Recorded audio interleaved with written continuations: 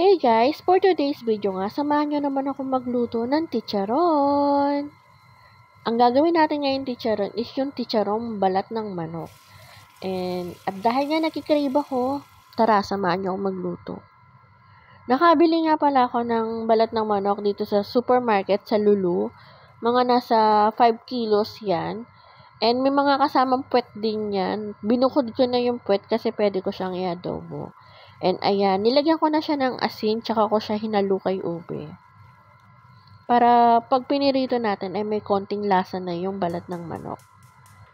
And pakukuluan ko lang yan for medium fire hanggang sa magmamantika siya.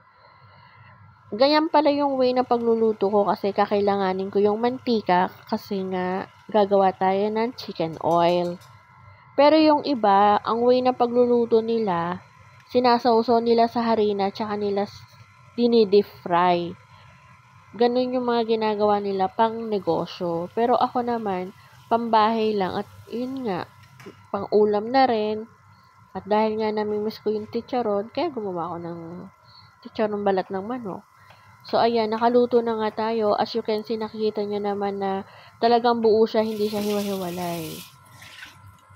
At gumawa na rin ako ng sausawan dyan. O, diba? Beer na lang kulang. So, ayun lang. Thank you for watching. Bye!